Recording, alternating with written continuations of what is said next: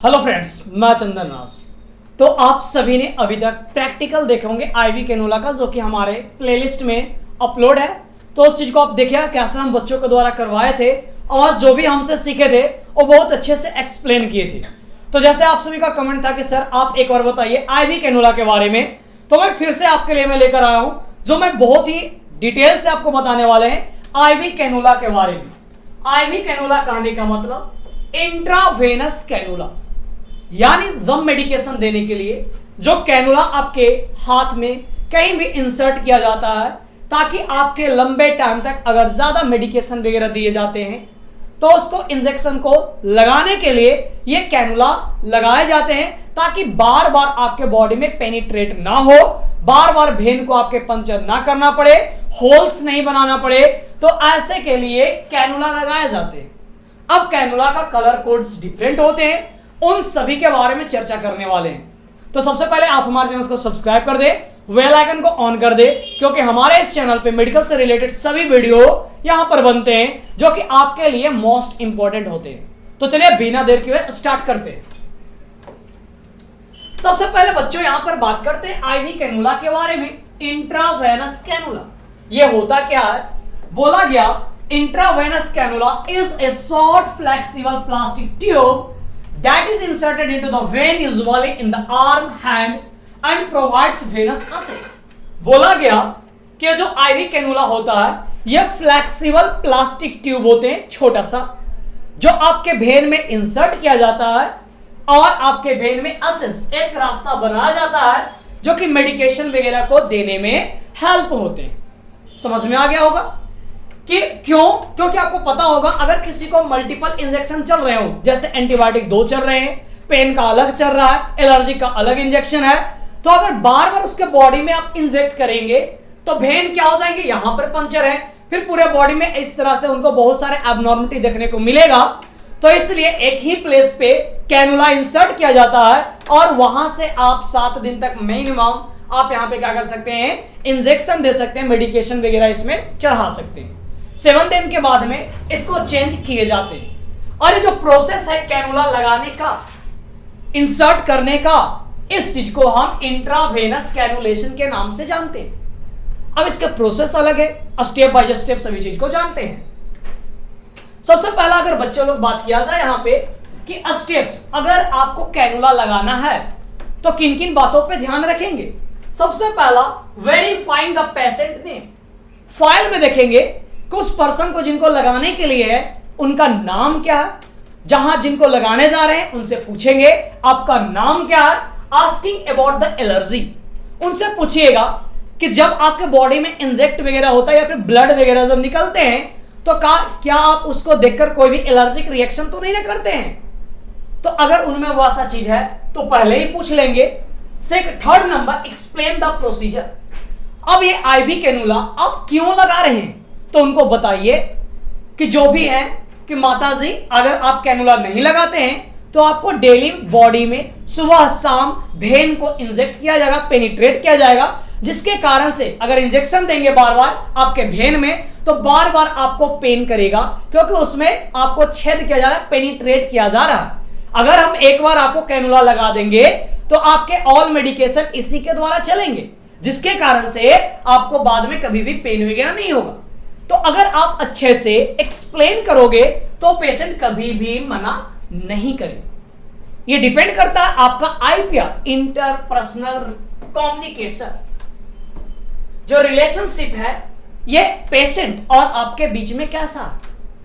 अगर आप दोनों में एक दूसरे को समझ रहे हैं, अच्छे से एक्सप्लेन कर रहे हैं, तो इजिली कोई भी प्रोसीजर को करने के लिए अलाउ करते हैं। अगर सपोज करिए मैं हूं और किसी पेशेंट के पास में जाऊं और ये चीज बोलूं, लाइए अपना हाथ, आईवी कैनुला लगाना है, हाँ पहले ही बोल दे रहे हैं लगाएंगे, स्वेल कर जाएगा, पेन होगा आपको, ये पहले ही हम बोल दे रहे हैं, हमको मत बताइएगा। तो ये चीज अगर बोलोगे तो सामने वाला पर्सन क्या हो जाएगा, डर जाएंगे, वो चीज आपको करने नहीं देंगे, अलाउ नहीं देंगे। लेकिन अगर आप इस चीज को, इसी बात को हम टर्न करके बोल दे रहे हैं कि माताजी आपको अगर एक कैनुला लगा देंगे तो बस अभी पेन करेगा, लेकिन बाकी मेडिकेशन चढ़ने में कोई भी आपको पेन वगैरह नहीं होगा और इजिली आपको लगातार डेली आपको ये चलते चलेंगे, तो आपको इजिली में वो अलाउ कर देंगे। फोर्थ स्टेप के बारे में बात करते हैं, ऑब्टेनिंग वर्बल कंसेंट। पेशेंट से वर्बली पूछ लो, कैनुला लगा रहे हैं, आपको कोई दिक्कत है, आपको कोई परेशानी है, अगर वो बोल रहा है नहीं, यानी वर्बल कंसेंट कर लेना है कि पेशेंट बोला है हाँ, आप उनके साथ में कोई भी जोर जबरदस्ती नहीं कर रहे हैं। ऐसा ना हो कि आप कैनुला लगाते रहे, वो हाथ खींच दे और पता चले उनको ब्लड बहुत ज्यादा ब्लीडिंग है सब होने लगे, तो ऐसा केस कभी भी नहीं आना चाहिए। इसलिए कंसेंट लेना मोस्ट इंपॉर्टेंट है। अगर ये 4 चीज आपका हो गया बच्चों लोग, तो अपने हाथ को क्लीन करें, ग्लव्स पहन लीजिए और स्किन को क्लीन, जहां पे आपको वेन बल्जिंग दिख रहा है, यानी वेन अच्छे से कि हम इसमें कैनुला लगाएंगे, तो हम क्या करेंगे, वहां पे क्लीनिंग करेंगे, ट्यूनिकेट से बाइंड करेंगे और बाइंड करने के बाद में जो आईवी कैनुला है उसे हम इंसर्ट करने का काम करेंगे। तो ये आपका स्टेप्स है कैनुला लगाने का। कोई भी दिक्कत नहीं होना चाहिए। आपको समझ में आ रहा होगा तो सब्सक्राइब करो, क्योंकि आपका सब्सक्राइब करना, वीडियो को लाइक करना और शेयर करना, ये मेरे लिए मोटिवेशन होता है और आपके लिए मोस्ट इंपॉर्टेंट वीडियो में लाने की कोशिश करता हूं। हमारे इसी चैनल पे अगर आप हॉस्पिटल नहीं भी जा रहे हैं और हमारे लेक्चर को अगर देख रहे हैं, तो मैं गारंटी देता हूं आपको 80% जितने भी प्रोसीजर है, चाहे वो इंट्यूबेट करना हो, चाहे वो राइस ट्यूब लगाना हो, चाहे वो फॉलिस कैथेटर लगाना हो, सभी का लेक्चर हमारे इस चैनल पे मिलेंगे। इसलिए सब्सक्राइब करें, लाइक करें और शेयर करें। ओके, अब यहां पर बच्चों लोग बात करते हैं यूजेस के बारे में कि सर आईवी कैनुला का यूज क्या क्या है। अगर किसी को फ्लूइड चढ़ाना है, जैसे आरएल, डीएनएस, एनएस, ये सब किसी को बॉडी में चढ़ाना है, तो बार बार आप इंजेक्शन से 10 ml लोगे, फिर बॉडी में इंजेक्ट करोगे, तो क्या उतना पेन कोई बर्दाश्त करेगा? नहीं करेगा। आप इसके द्वारा स्लोली स्लोली आप इजिली फ्लूइड वगैरह चढ़ा सकते हैं। ब्लड ट्रांसफ्यूजन, ब्लड ट्रांसफ्यूजन करने का मतलब कि कोई एक पर्सन से ब्लड लेकर किसी दूसरे के बॉडी में ट्रांसफर करना, देना, उस चीज को हम क्या बोलते हैं? ब्लड ट्रांसफ्यूजन बोलते हैं। तो उसके लिए भी इसको यूज करते हैं। नेक्स्ट बात करते हैं मेडिकेशन। अगर किसी को एंटीबायोटिक वगैरह चलाना हो, जैसे हाई पावर का जो एंटीबायोटिक होते हैं वो आपको डाइल्यूट करके दिया जाता है, वो चाहे 500 NS में हो, 100 ml में हो, उनमें डिसॉल्व करके दिया जाता है। तो आपके किसके द्वारा देंगे बाबू? कैनुला के थ्रू ही दिया जाता है। समझ में आ रहे हैं? नेक्स्ट बात करते हैं ब्लड सैंपलिंग। अगर ब्लड सैंपल कलेक्शन वगैरह करना है तो आप इसके द्वारा कर सकते हैं। न्यूट्रिशन, न्यूट्रिशन कहने का मतलब यहां पे दाल चावल वगैरह नहीं है बच्चे, ये याद रखिएगा। यहां पे क्या है, जैसे इलेक्ट्रोलाइट डिसबैलेंस है तो उसमें आरएल वगैरह दे रहे हैं, वो क्या करेगा? इलेक्ट्रोलाइट बैलेंस करेगा, यानी एक तरह से उनको न्यूट्रिशन देने का काम किया। प्लाज्मा, ये मैनिटोल, ये सभी न्यूट्रिशन के रूप में काम करते हैं, तो इस चीज को आपको ध्यान में रखना। केमोथेरेपी, मैंने आपको फार्माकोलॉजी में एंटीबायोटिक में ही मैंने बताया था।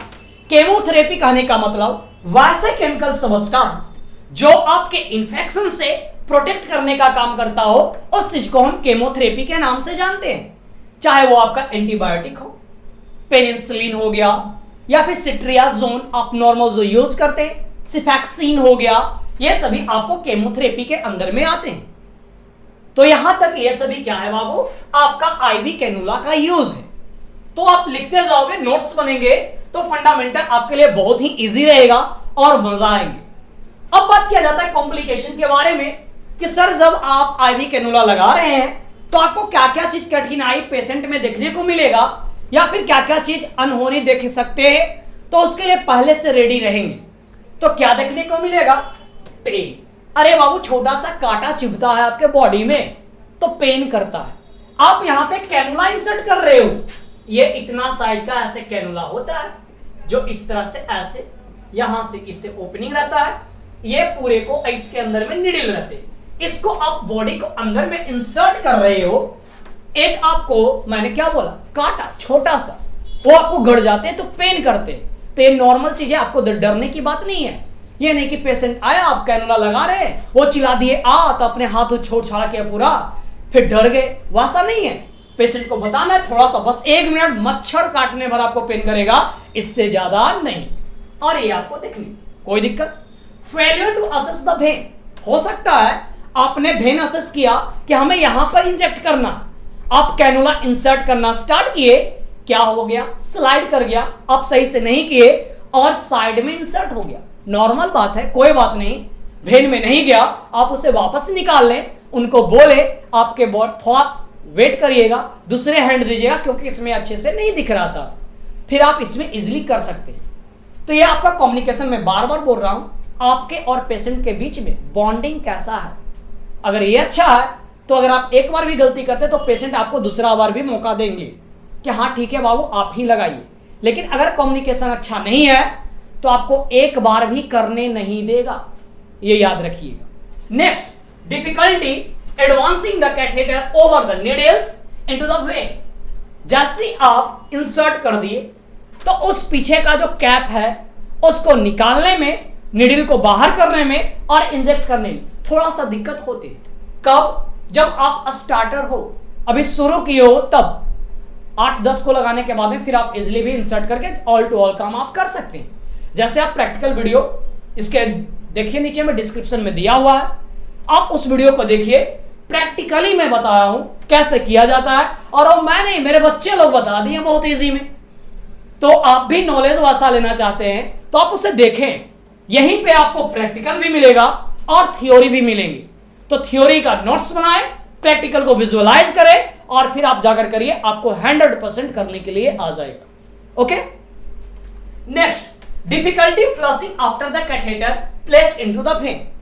अब यहां पे फ्लशिंग करने का मतलब क्या होता है बच्चे लोग, कि जैसे जो आप कैनुला वगैरह लगाए हैं उनको क्या करते हैं, 10 ml के उसमें पानी लेते हैं और उसको फ्लश यानी उसको वॉश करने का काम करते हैं।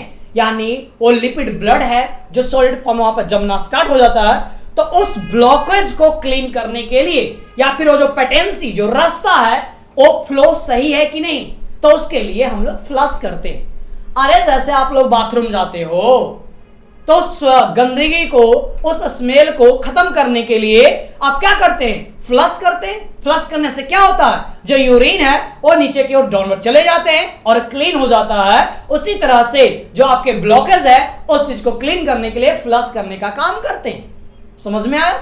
नेक्स्ट बात करते हैं आर्टेरियल पंक्चर, ये भी हो सकते हैं। और फिर बात करते हैं peripheral nerve palsy, compartment syndrome और स्किन और सॉफ्ट टिश्यू नेक्रोसिस। अब यहां पर मोस्ट इंपॉर्टेंट बात है कंपार्टमेंट सिंड्रोम के बारे में कि सर ये होता क्या है। कंपार्टमेंट सिंड्रोम कहने का मतलब बच्चा कि जैसे आप कैनुला लगाओ और सही से नहीं लगाने के कारण से या फिर वेन पंचर कर गया, ब्लीडिंग कंटिन्यूअस आने लगे, पेन होने लगा, इन्फ्लामेशन, अदर कॉजेस देखने को मिले, उस चीज को बोलते हैं कंपार्टमेंट सिंड्रोम के नाम से जानते हैं। समझ में आ रहा होगा और मजा भी आ रहे होंगे आपको। तो इस चीज को जब आप याद करोगे, इसको देखोगे लेक्चर को, तो ज्यादा मजा आने वाले। अब हम बताएंगे कैनुला के बारे में कि सर डिफरेंट टाइप्स का कैनुला है, कौन कौन सा है ये हमें बताइए। तो कैनुला हम आपको स्टार्टिंग से बताते हैं, आप ध्यान से सुनोगे। 14 ऑरेंज, ऑरेंज 14 माइंड में बैठा लीजिए। ग्रे 16, ग्रे नंबर का कैनुला कैसा होगा, 16 होगा। देखो बच्चों लोग, मेडिकल टर्म में जो भी कलर होते हैं वो स्पेसिफिक होते हैं। ऐसा नहीं है कि जैसे इमरजेंसी कंडीशन आएगा अब कोई जाकर वहां पर पढ़ेंगे, वैसा नहीं होता है। ये आपको याद रहना पड़ेगा। अच्छा 14 नंबर ऑरेंज है, यानी अगर 14 मांगा जाएगा तो ऑरेंज कलर का जो कैनुला ले आएंगे वो परफेक्ट आपका 14 ही रहेगा। समझ में आ रहे हैं? तो इसलिए कलर कोडिंग को याद करना मोस्ट इंपोर्टेंट चीज है। तो सबसे पहला 14 नंबर का ऑरेंज, 16 नंबर का ग्रे और यहां पे 17 नंबर का नहीं लिखा हूं। 17 नंबर क्या है बाबू, आपका व्हाइट है। क्या है, white. 18 green, 20 pink, 22 blue, 24 yellow और एक आपका है 26। 26 क्या है बच्चे लोग, आपका पर्पल कलर। क्या है, पर्पल। तो ये आपका कैनुला था। कैसा लगा, मजा आया होगा तो सब्सक्राइब कर ले और इस चैनल को ज्यादा से ज्यादा शेयर करें। और आपके जितने भी क्लासमेट, जूनियर्स, इन सभी को जितना आप शेयर करते हैं उतना अच्छा उनको नॉलेज मिलेंगे। थैंक यू सो मच, मिलते हैं फिर नेक्स्ट वीडियो में।